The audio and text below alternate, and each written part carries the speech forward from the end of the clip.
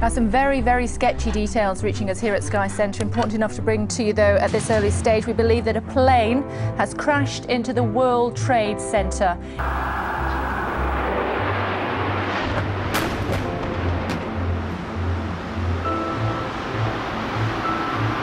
Will soon complete its withdrawal of forces from Afghanistan. Alarming images. Taliban fighters have flooded the capital. They're American-made weapons in the hands of Taliban. The media, hand in hand with arms corporations, have taken control of global superpowers' politics.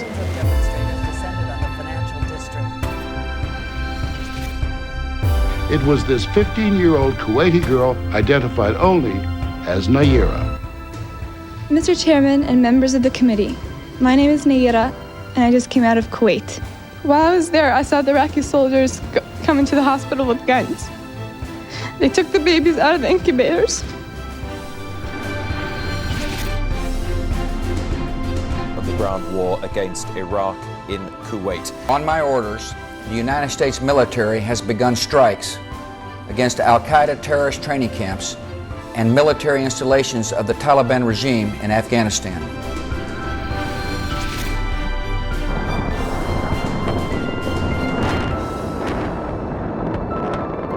From Vietnam to Iraq,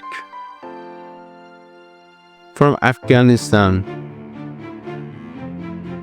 to Ukraine. Every war that has devastated the world has been profitable for them. When are you going to apologize for the million Iraqis that are dead because you lied? You lied about weapons of mass destruction. You lied about connections to 9/11. You lied about... The 2012 movie and the end of the world hysteria, 9/11 and the push for war, the whitewashing of the Taliban, and the silence over Gaza's atrocities, all of this prove that the media aren't really about free-flowing information. Let's dive into some of the most shocking and suspicious media deception in this story. And by the end of this video, we'll also answer an important question. How can you spot fake news and avoid getting swept up in media propaganda? The Iraq War kicked off in 2003 when the US and its allies invaded the country. American and British officials, especially George Bush and Tony Blair, claimed that Saddam Hussein's regime had weapons of mass destruction and was linked to terrorist groups like Al-Qaeda. Obviously, the war in Iraq was a big, fat mistake, all right? Now, you can take it any way you want, and it took Jeb Bush, if you remember at the beginning of his announcement, when he announced for president, took him 5 days. He went back. It was a mistake. It wasn't a mistake. Took him 5 days before his people told him what to say, and he ultimately said it was a mistake. So you still think he should be impeached? I think it's my turn, isn't it? You do whatever you want. You call it whatever you want. I want to tell you, they lied. Okay. They said there were weapons of mass destruction. There were none, and they knew there were none. There were no weapons of mass destruction. Turns out these claims were based on faulty and misleading intelligence, but the Western media pushed them hard to prepare public opinion for war. Welcome back to this expanded edition of NBC Nightly News on the night that Operation Iraqi Freedom is unfolding fast in the air and on the ground. Right now, in February 2003, U.S. Secretary of State Colin Powell spoke at a meeting at the United Nations and presented what he called evidence that Iraq had mobile labs producing biological weapons.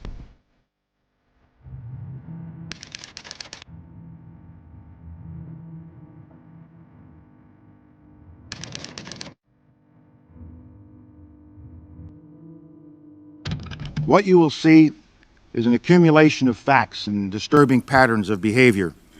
The facts in Iraq's behavior demonstrate that Saddam Hussein and his regime have made no effort to disarm as required by the international community.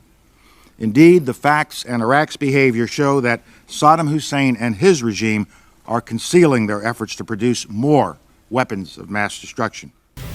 Later, he admitted that the intel was unreliable. Most of this false information came from two shady sources, Rafid Ahmed Alwan al-Janabi a chemical engineer who pretended to have inside knowledge of Iraq's biological weapons program, and Major Mohammed Harith, an Iraqi intelligence officer who fabricated details about WMDs. Both later confessed that they made it all up to push the West into attacking Iraq. On Tuesday night, I gave the order for British forces to take part in military action in Iraq. Tonight, British servicemen and women are engaged from air, land and sea. Their mission? To remove Saddam Hussein from power and disarm Iraq of its weapons of mass destruction. The British government also played along. Tony Blair's administration released a report claiming that Iraq could launch missiles within 45 minutes. This, too, turned out to be nonsense. After the invasion and Saddam's fall, no weapons of mass destruction were ever found. In 2009, Blair admitted that even if Iraq had no WMDs, he would still have supported the war.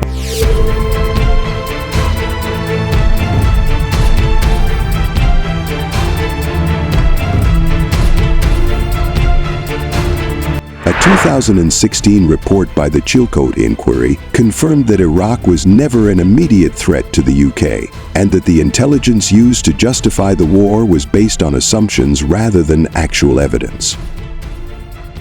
The inquiry has not expressed a view on whether military action was legal. We have, however, concluded that the circumstances in which it was decided that there was a legal basis for UK military action were far from satisfactory. About Iraq's capabilities in that statement and in the dossier published the same day were presented with a certainty that was not justified. Mr. Bush, when are you going to apologize for the million Iraqis that are dead because you lied? You lied about weapons of mass destruction. You lied about connections to 9/11. You lied about Iraq being a threat. You sent me to Iraq. You sent me to Iraq in 2003. My friends are dead. You killed people. You lied. You lied about WMD. This war was a prime example of how media propaganda and government lies can justify military aggression, leading to the destruction of a country and long-term chaos in the region.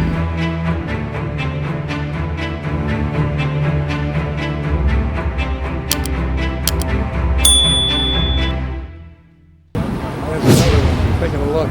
Oh my God! Oh, jeez! Oh my God! The 9/11 attacks in 2001 were one of the most controversial events in modern history. 4 planes were hijacked, with 2 crashing into the Twin Towers in New York.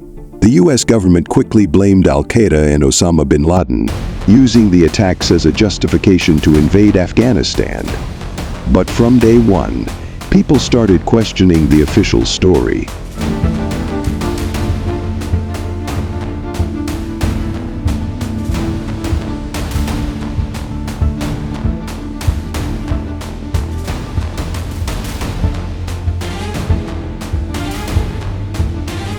Many engineers and researchers pointed out that the way the Twin Towers collapsed, along with Building 7, which wasn't even hit by a plane, looked eerily similar to a controlled demolition.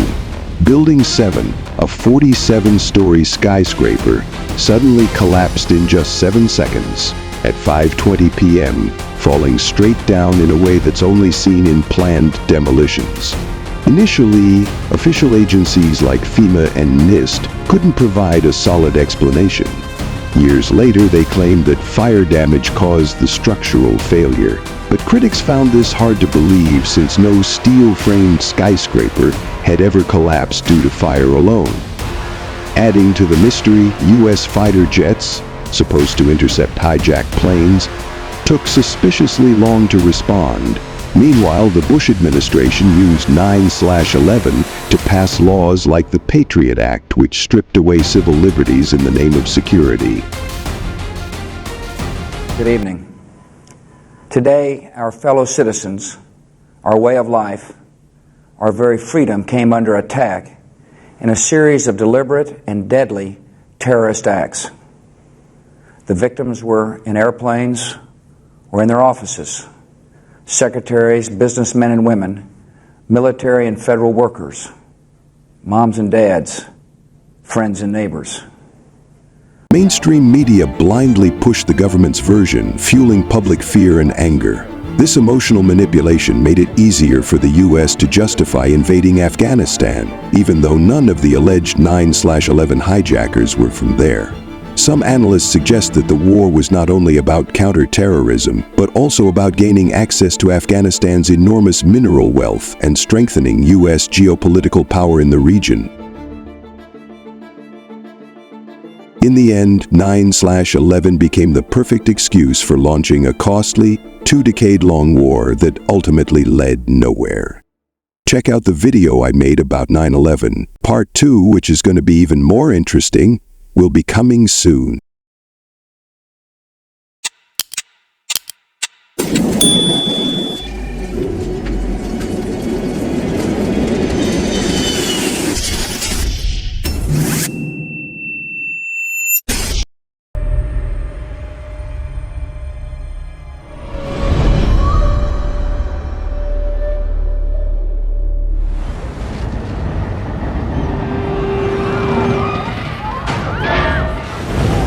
Remember the whole world will end in 2012 hype?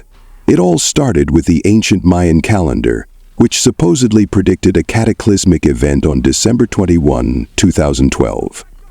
News organizations ran wild with it, pumping out dramatic headlines, fake documentaries, and conspiracy theories about the apocalypse. I'm talking, of course, about the Mayan calendar and the winter solstice of 2012. As you've noticed, Hollywood shysters, along with some cable TV people and a good number of pseudoscientist authors, are trying to convince the world that maybe it's all going to end on December 21st, 2012. The Earth is going to split in two, or the poles are going to shift, or house cats are going to rise up against us and make us poop in boxes of sand. History has a long and rich tradition of apocalyptic predictions, all of which were wrong, yet some people still think that this time round in 2012 is the real deal. Why 2012? Because of ancient Mayan calendars, obviously. Mayan calendars not only recorded the days and years, but also longer cycles of about 5 millennia, so they could easily make calendars that went thousands of years into the future. But of course, thousands of years in the future from thousands of years ago brings us to current times when the Mayan calendars stop in 2012. Some claimed a mysterious planet called Nibiru would collide with Earth. Others warned about deadly solar storms, pole shifts, or even an alien invasion. Scientists repeatedly debunked these claims, but that didn't stop the fear-mongering.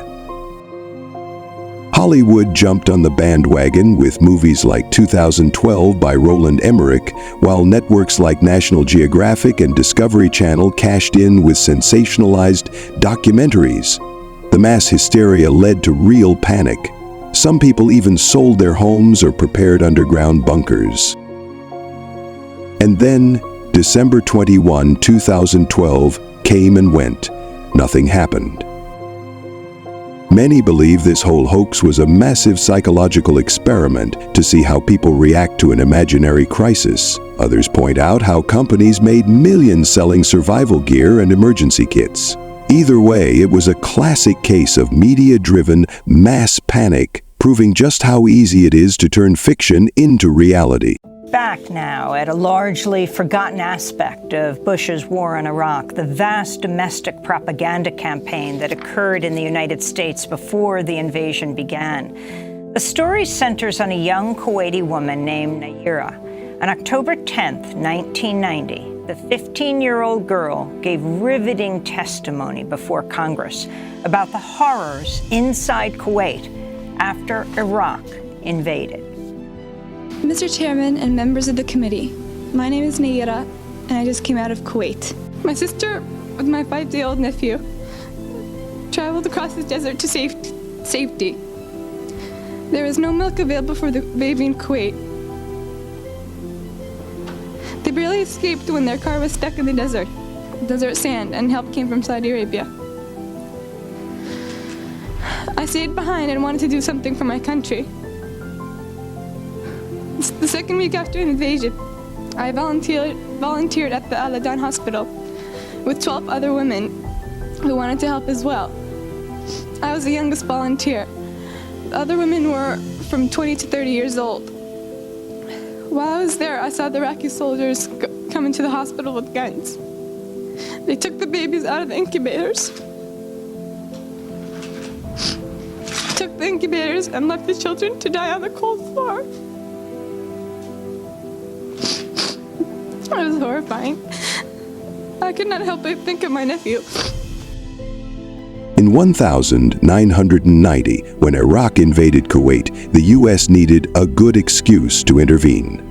Enter one of the biggest media hoaxes in history, the testimony of a Kuwaiti girl named Naira.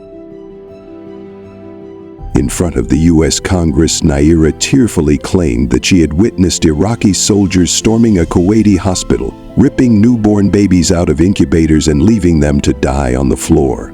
The story was horrifying, and as a result, it spread like wildfire across major news outlets. Turns out it was a total fabrication. Naira was actually the daughter of the Kuwaiti ambassador to the U.S., and her testimony was orchestrated by a PR firm called Hill & Knowlton, hired by the Kuwaiti government. The goal? To stir public outrage and justify U.S. military action against Iraq. The media never questioned the story. Outlets like CNN, BBC, and the New York Times ran with it, fueling support for the war. This led to Operation Desert Storm in 1991, where the U.S. and its allies bombed Iraq. By the time the truth came out, the damage had already been done. This case perfectly illustrates how governments and media work together to sell wars based on pure lies.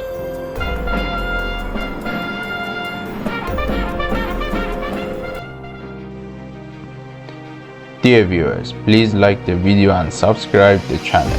Thank you.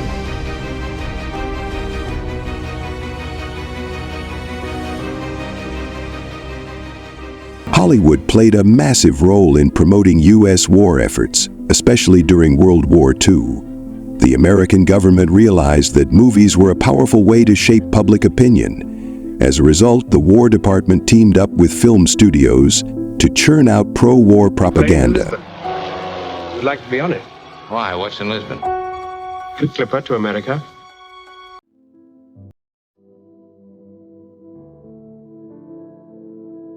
Movies like Casablanca, 1942, and Why We Fight, directed by Frank Capra, encouraged support for the war by portraying the United States as the hero and its enemies as pure evil. Hollywood also carefully crafted the image of the brave American soldier while conveniently ignoring U.S. war crimes like the atomic bombings of Japan and the mass bombings of German cities. Even after the war, this trend continued. Hollywood movies downplayed the Soviet Union's role in defeating Nazi Germany and instead made it seem like America did all the heavy lifting. Films like Saving Private Ryan and Band of Brothers reinforced this narrative. Basically, Hollywood has long been a tool for rewriting history, glorifying U.S. military actions, and keeping people loyal to the American war machine.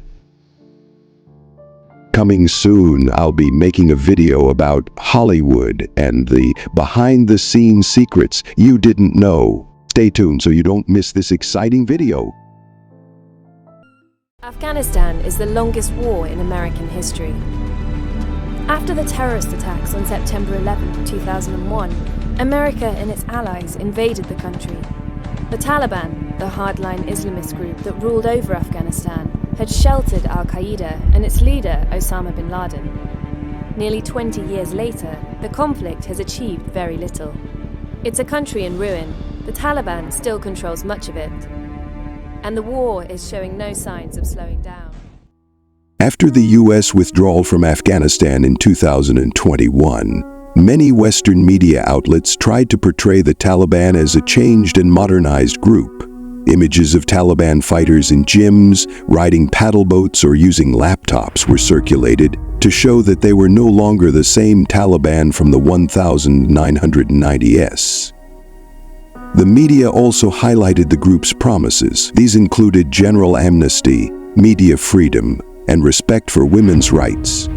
But the reality was completely different. Within less than a year, the Taliban banned girls from education, barred women from working, reinstate harsh punishments, and violently suppressed protests. The same Western media that once called them reformed eventually realized that their promises were nothing but propaganda. This media whitewashing not only legitimized the Taliban, but also contributed to the suppression of freedoms in Afghanistan. In 2012, the US reduced its troops and relied on the Afghan government and army to lead the fight. But years of corruption had led many Afghans to distrust the government, leaving room for the Taliban to start governing their own territories. But this version of the Taliban's governance was more flexible than their rule in the 90s. In some places, their governments looked very much like the old Taliban in the mid-90s. In other areas, they were much more pragmatic. They had girls' schools, and they didn't practice, rules about beard and TV shows. It was a proof that you had a very fragmented Taliban. That was the key that allowed them to consolidate power and wait for the US to leave.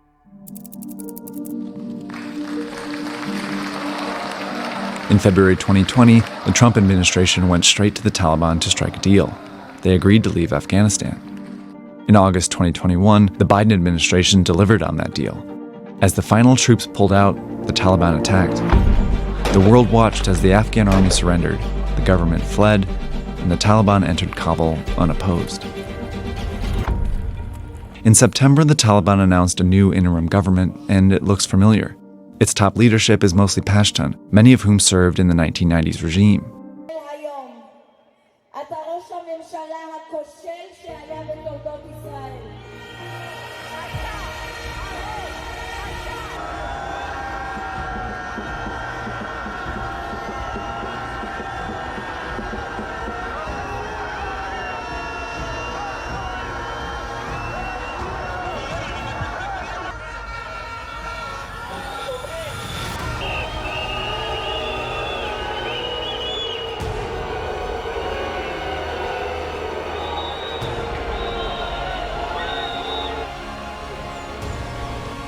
One of the most common ways governments control public opinion is by censoring protests and suppressing related news in state media. In many countries, when people take to the streets against government policies, state-controlled outlets either completely ignore the protests or cover them in a distorted, negative way. To grow across the country today, here in New York, thousands of demonstrators descended on the financial district as big labor unions joined in, and many people down there asking the question, what are the people who helped create the jobs crisis doing to help the people out of work? Meanwhile, independent networks and social media often reveal the true scale of these movements, showing a reality that starkly contrasts with official reports.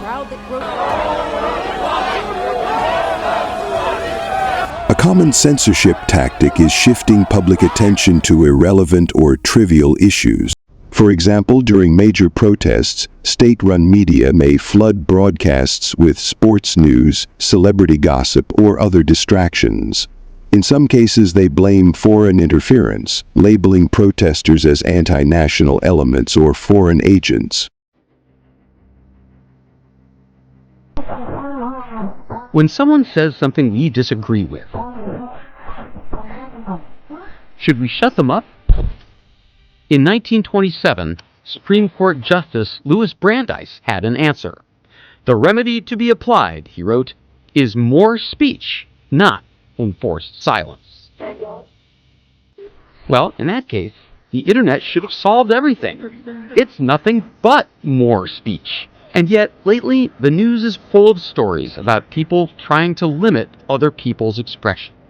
A proposed bill would regulate classroom discussion on race. Ban most discussions of sexuality and gender identity in schools. The Tennessee School Board under fire for removing a Holocaust novel from its curriculum. Spotify taking heat once again over its most popular podcaster, Joe Rogan. The new Georgetown law administrator has not even started his job yet, but he's already facing calls to be fired. I would argue that cultural free speech is under attack in the U.S. And without a robust cultural free speech based on tolerance, the laws and constitutional protection will ultimately erode.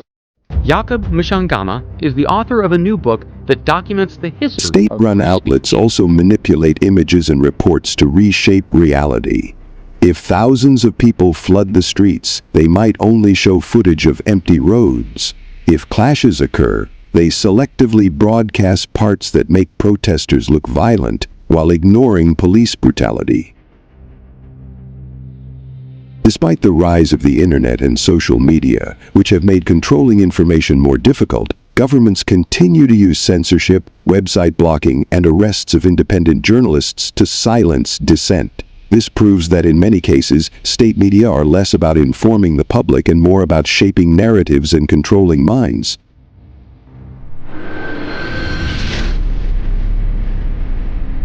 As the Democrats struggle to find their footing, the new DNC chair admitting the... All right, so the big question is, how can we protect ourselves from fake news? First, diversify your news sources. Don't rely on just one outlet. Check multiple reliable sources before believing anything. Second, fact-check everything. Websites like Snopes or factcheck.org can help verify claims before you fall for them. And finally, stay sharp. If a story seems overly dramatic or completely irrational, chances are it's fake. By following these steps, and more importantly developing critical thinking, you won't just believe any headline at face value. You'll start questioning images, digging deeper, and always looking for the truth. Because at the end of the day, awareness is the only shield against media deception. What do you think? What's the next lie they'll feed us? And how long until we realize we got played again? The media always pushes one side of the story, but now it's your turn. What do you think? Drop a comment and tell us the biggest media lie you've ever heard.